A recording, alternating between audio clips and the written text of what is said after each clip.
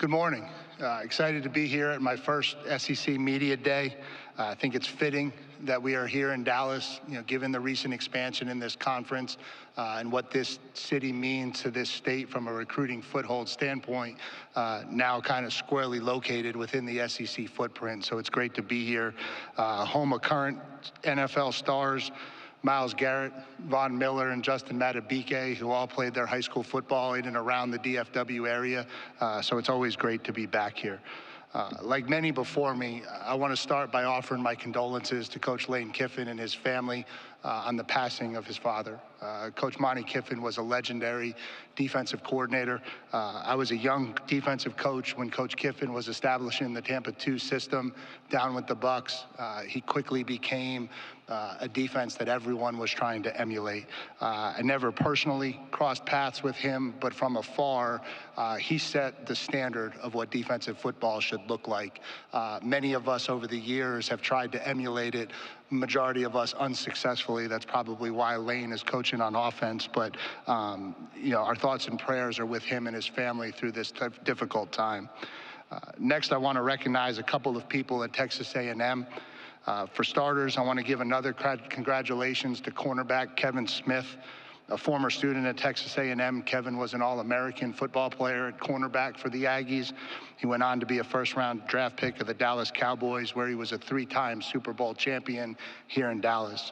As Commissioner Sankey mentioned in his opening statements, Kevin will be inducted into the National Football Foundation College Hall of Fame this December, and so really excited to see him recognized for all of his accomplishments. At Texas A&M, we are blessed with tremendous leadership throughout our university and our athletic department. I want to acknowledge Chancellor John Sharp for his tremendous service to our university. He will be retiring in June after 13 years, and we sincerely appreciate all that he has done to make Texas A&M University a better place. I want to thank our president, General Mark Welsh, and our athletic director, Trev Alberts. The current alignment at our university, from president to athletic director to head football coach, has never been stronger. I'm blessed to be able to collaborate with such innovative thinkers as we navigate this new time in college football. I also want to mention the 3 players that are here with me representing Texas A&M today. It's really a unique situation for me coming back after spending 4 years. I have long-standing relationships with all 3 of the people that are here this weekend, even though it's my first year as the head football coach. I want to start with our 2 captains, junior offensive lineman Trey Zune from Fort Collins, Colorado. Trey grew up with strong Aggie ties. Trey's mom and dad, his grandma and his grandpa, and some of his aunts are all Aggies. Trey is a finance major who will graduate this December with a 3.0 GPA. Trey started 13 games last year and has made 24 starts so far in his career at left tackle. An outstanding leader in our locker room, Trey has been successful both on and off the field at Texas A&M. I was here as the defensive coordinator when he started his career, and it's great to be back to watch him finish out his time in Aggie land. Our other captain is our sophomore linebacker, Torian York, from Temple High School in Temple, Texas. Torian and I go back a really long way. I started recruiting him when I was the defensive coordinator at Texas A&M when he was a young prospect. When I transitioned over to Duke, he quickly became a priority for us on our recruiting board at Duke. After about 8 months of recruiting him to Duke, we finally convinced him, I thought, to come join us out in Durham. And at the last minute, he received an scholarship offer from Texas A&M and decided to stay in state and go there. Torian graduated top 10 in his class, not top 10%, top 10, with a 4.0 GPA, and is currently a sports management major who aspires to coach one day. I think now's the time to probably give him a formal offer because he's going to be a tremendous leader in this industry. Last year, he started every game for the Aggies at middle linebacker. He earned both freshman All-American and freshman All-SEC honors. It's great to finally get a chance to coach him, and I'm excited to see where his future goes. Our third representative is junior defensive lineman Shamar Turner. I've probably known Shamar longer than any other player on our roster. A graduate of nearby DeSoto High School. I started recruiting Shamar back in 2019. To see his growth both on and off the field has truly been extraordinary. Shamar decided to return for his senior season, and he will graduate this fall with a degree in leadership. Shamar played in 8 games for us as a true freshman during my last season at Texas A&M as defensive coordinator, and he was selected to the 2021 All-SEC freshman team. Since then, he has gone on to start 24 games for the Aggies, and he was a second-team All-SEC player for us last year, and so he's poised to have a huge senior season. Last and certainly not least, I want to thank Commissioner Sankey for the leadership that he provides within the conference. Under his leadership, the SEC has clearly established itself as the premier conference in the country, not only in football, but across a lot of our sports platforms. In this ever-changing landscape of college athletics, leadership is critical, and we are fortunate to have a great one leading our conference. Many have spoken about the changing times of modern college athletics, and we are part of a new era for sure. The landscape in and around our sport, in and around college athletics, is changing constantly. Like many of my colleagues, there are certainly parts of this new era that have been challenging and frustrating to navigate. But I also think it's important today to recognize that it is also a challenging time for our student athletes. While it is true that players today receive significantly more perks for playing college football than ever before, we cannot lose sight of the fact that they are still 18 to 21-year-olds, and they are still very much in the developmental stage of their lives. Mental health issues that are an all-time high across the landscape of college football, the internal and external pressures that come along with this new model can be a lot for a young man to cope with. I think it's important now more than ever for us to remember that although the landscape has changed and some of the rules has changed, the overall mission is not. We are still in the business of developing young people. We are still in the business of developing them to become better people both on and off the field. Developing our players on the field to chase their NFL dreams is obviously critical to our success at Texas A&M, and we are fortunate to have the resources and facilities to do that. But it's also important that we continue to enhance them off the field so that they are well prepared for what comes beyond the game. We want to take pride in pouring as many resources into that area of our program as we do the football, so that when our players leave our program, they are ready for whatever comes their way in life. It's an exciting time at Texas A&M. As we stand here 2 weeks from training camp, like many others, it's an exciting time to get ready to get back on the field. At my opening press conference, I stated that it was time for our program to stop talking about what we are capable of, to roll up our sleeves, go to work, and start to fulfill our potential. In the last 7 months, that is exactly what we have done. I'm proud of how quiet our offseason has been. I'm proud of how quickly our players have adapted to a new culture and a new way of attacking football. We have introduced 41 new scholarship football players into our program. Just under 50% of our roster has turned over. But it's been awesome to watch them intentionally go out of their way to come together, to bond, and to be ready to put together a tremendous product for Aggie fans to be proud of this fall. Make no mistake, there's still a lot of work to be done for us to truly become the best version of ourselves, but we are meeting that challenge head on, and I am excited about our progress. There has never been a better time to be a Texas A&M Aggie. We are excited to get started. Thanks and gig 'em, and I'll open it up for questions from there. Thank you, Coach Elko. If you have a question, please raise your hand. We'll get a microphone to you. Please state your name and affiliation. Daniel, Nolan, and KD will get a microphone to you. Daniel will go right here in the center section. Coach, right here in the center section in front of my table. Randall Sweet, Sooners on SI. Obviously, you guys have already had to recruit against Oklahoma and Texas, but with those 2 schools now joining the SEC, how does that change that dynamic, and does it make it any more difficult for you? No, I don't think so. I think obviously there have been recruiting wars in this state between those 3 schools that have probably started before I was born, and certainly continued in my time here as the defensive coordinator, and I'm sure will continue into the foreseeable future. And so, those 3 brands hold a lot of weight in this state. There's no doubt about it. I think obviously that's the group that you're consistently recruiting against, and the people that win those battles more frequently are going to be the teams that have the most success. Coach, we'll go straight in front of us in the second row. Hey, good morning, Coach. Morning. Cody Clearman on Texas football.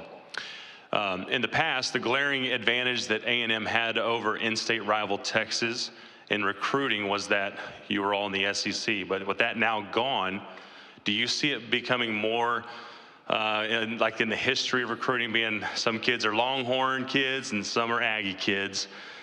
Why or why not would you disagree or agree with that?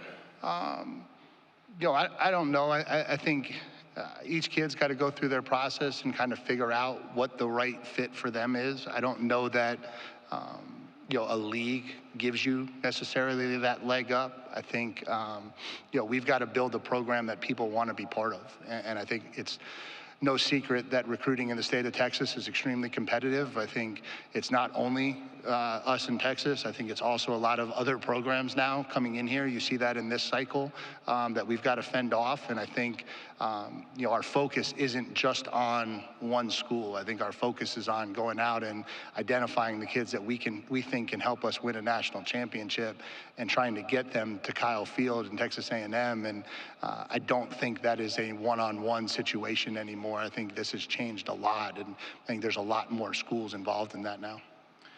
We'll stay in the same section, but towards the back. Robert. Robert Sessna, the Bryan College Station Eagle. Mike, you often hear coaches reflect back on the problems they were able to overcome in year 1, year 2, and maybe even year 3 in building a program. Is there any way you can speed that process up in year 1, and do you already feel you're maybe ahead of the curve?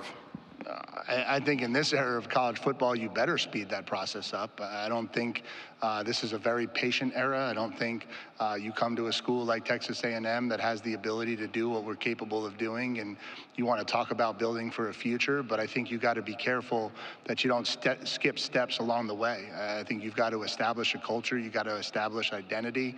You got to establish a way that you want to play football. And, I'm excited because I think our kids have embraced that. I think they've bought into what we want to be about. They've embraced the direction we want to go. And I'm really, really happy with the progress we've made in my first 7 months on the job. And now we've got to go finish that and be successful this fall. Coach, we'll go over here on my side, right in front of my table on this near aisle. Hey, Mike. Alex Miller with the Bryan College Station Eagle. Little off-the-wall question. Are you guys using artificial intelligence at all within your program, whether data analytics, health-related things, et cetera? No, not yet. I think some of those conversations have started off the record with roles in which AI can be utilized. Right now, I think we're still in the using our analysts, using our data reports, and kind of coming up with our own style of analytics. But I think that is certainly something that has started to get on the periphery of conversation, and I think maybe in the 3, 4, 5 years to come, I think you might start seeing that kind of move forward into this game a little bit more. Okay, we'll stay in the center section, about 4 rows back. Kirk. Thank you. Hi, Mike. Kirk Bowles from the Houston Chronicle. On the Texas A&M rivalry, what's been the biggest rivalry you've been a part of? I don't know if it's something back in South Brunswick, New Jersey, or in college football, and have you envisioned what November 30th atmosphere is going to be like? Yeah, it would be hard to equate something that happened in South Brunswick, New Jersey to this rivalry. I mean, obviously, the Duke-Carolina rivalry is a fairly big one, and being part of that the last 2 years, I think certainly gives you a taste of what it's like. I think now, I was here for 4 years, and we didn't play Texas at all, and it was very clear to me what our fans and our alumni thought of the university. Now that we're playing and we're in the same conference again, that's something that means an awful lot to Texas A&M people, and so it means a lot to our program. Coach, we'll go to this front section to our right. All right, right in the front row. David Nuno, TexAgs.com. Mike, where has the team made strides on the offensive line, an area of concern the last couple of years in protecting quarterbacks and whatnot? Yeah, I think it started with, the work that we've put in the offseason with Coach Moffitt. I think we challenged those guys to get bigger, to get stronger, to get a little bit more flexible. I think we've stayed healthier.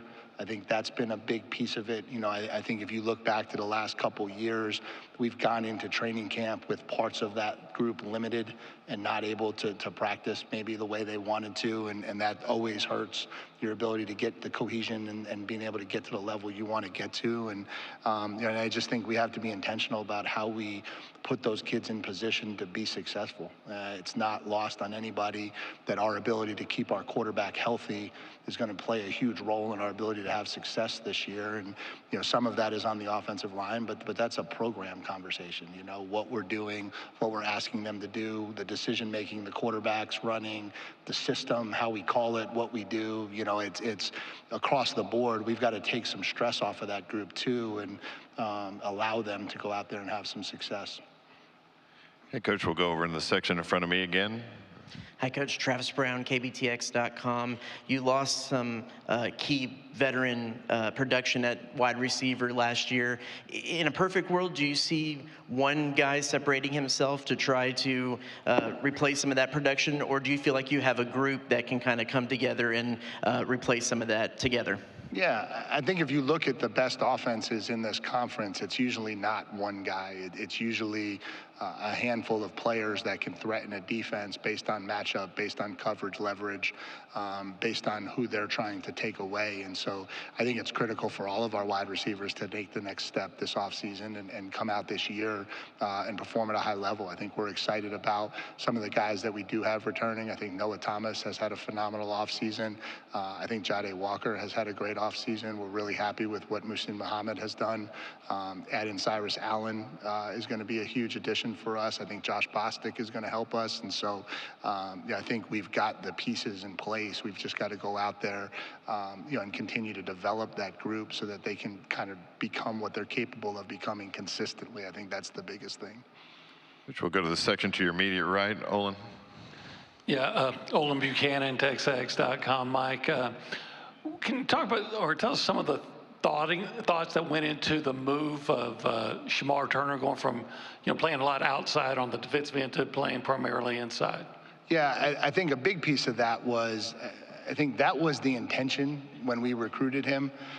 We felt like that was probably his best position moving forward to the next level.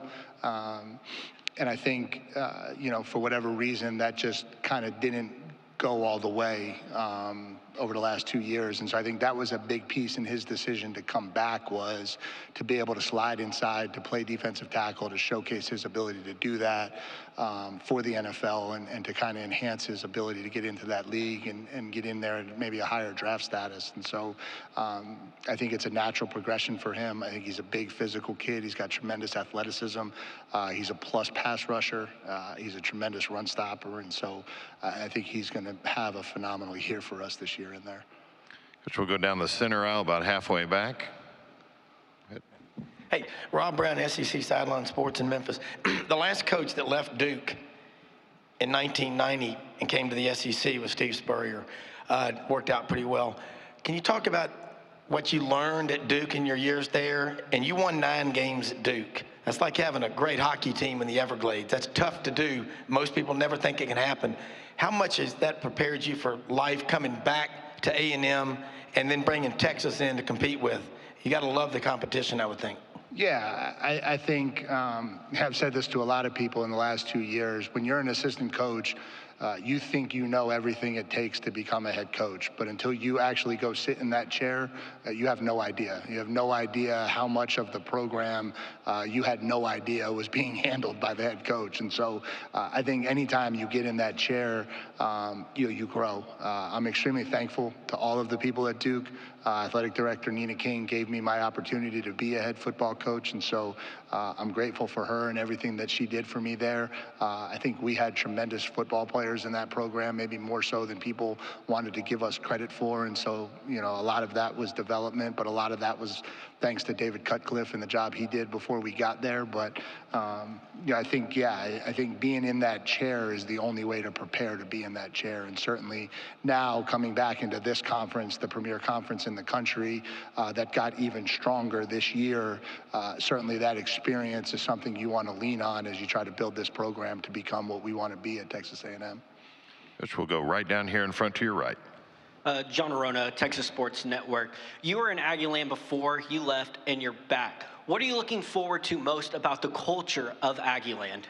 Yeah, I think the biggest thing is being able to actually come out of this tunnel onto the field on game day. I think one of the things that people don't know is I spent all of my time in the press box, and so I've never actually gotten to experience Kyle Field from field level. And so, certainly saw some memorable moments, the 7 overtime win over LSU, the upset of Alabama. I think to see those from above was amazing. I can't imagine what that atmosphere actually feels like at ground level. And so I'm excited to lead our team down the tunnel for the first time against Notre Dame and hear Aggie land erupt live and in person. I think that's going to be a really special feeling. Coach, we'll go all the way back in the section straight in front of my podium, all the way back on the aisle. Coach, Luke White with the Battalion. You opened the season with Notre Dame. Do you like opening the season with an opponent of that caliber when it comes to preparing your team for what to expect the rest of the year? Yeah, I'm a football coach. I'd like to play no teams of that caliber, but I guess we have to. No, no, I think it goes both ways. I think the benefit of having a game like that in the opener is you have everyone's attention. I think our program is very much aware that we have to be firing on all cylinders the first time we run out of the tunnel. I think that's created urgency in our program that goes all the way back to January. I think when it got announced that College Game Day was coming to town, that even lit the fire even more. And so I think, you know, when you get into those dog days of training camp where kids start to drag and get tired, it's really easy to flash up there a logo of a big opener and get their attention back really quick. And so from that perspective, it's really good. You know, sometimes you would like maybe a game to get the rust off, you know, but it's going to be a level playing field for both of us. And so, you know, we'll go out there and put our best foot forward. Coach, we'll go in the section right in front of you, about midway back. Sean J. Roger from CBS Sports. How you doing, Coach? Good. How are you? I'm doing great. You mentioned it a little bit in your opening statement, but Texas A&M is a place that at times has been very loud, and this offseason you've chosen to be very quiet. What's gone into that?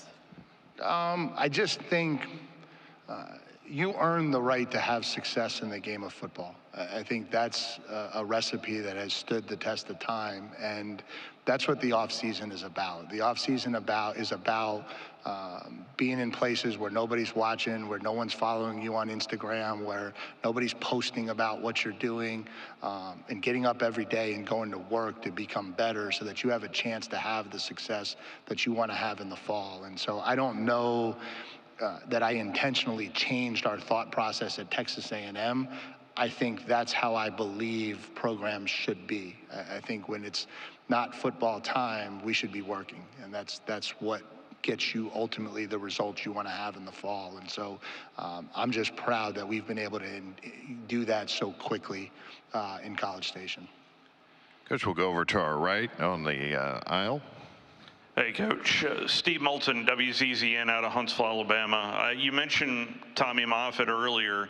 So in this 7-month period, I was wondering what he has brought to your program and the relationship that you had with Tommy maybe before to hire him with the Aggies. Yeah, so it was interesting. You know, obviously the strength, you know, everyone always asks about offensive coordinator. I'm a defensive-minded head coach, and so you get hired and everyone wants to talk about who's the OC. But, you know, in truth, sometimes the most important hire you make is your strength and conditioning coach, because that guy spends so much time with your team.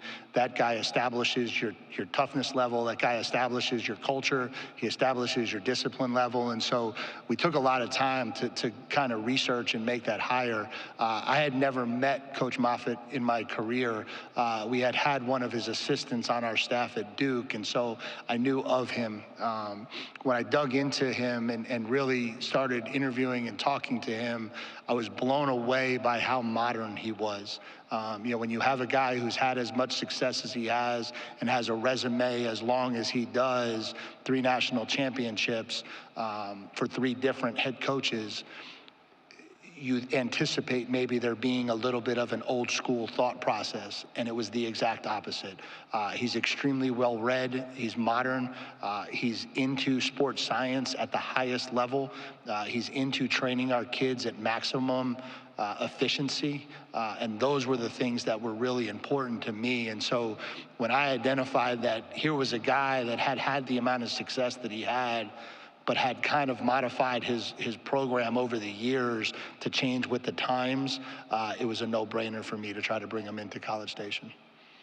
Okay, we'll go to the back of this section, all the way to the back, section to the right. Hey, Mike. Carter Carls, Geekum 247.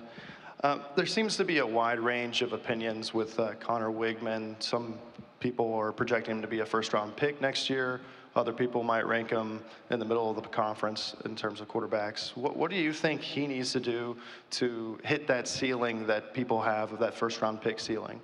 Yeah, I think he just needs to stay focused on the day-to-day of becoming a great quarterback. I think, obviously he was playing at a high level through 6 games. Unfortunately, he had the injury in the Auburn game, 2 as a true freshman, 4 last year. He got the injury in the Auburn game, and the rehab for that was long and tiresome. And now he's back, he's healthy, he's moving around the way he wants to. I just think he needs to take the next step, and it's his 3rd year of college football, but he's only played 6 games. And so he's got to pack experience into his brain that he's got to earn off the field. And so I think that's going to be critical for him as we move forward. But we have time for one final question over to my left on the aisle. I'm sorry, it was the Moffitt question. It already got answered. Oh, good. All right, I think any other questions? Got one up here. We'll get to Barry.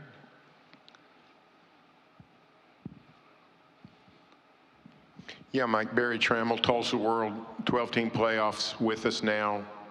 What does that do for schools other than Georgia and Alabama, which sort of have a pretty good road to it each year? What does that do for everybody else?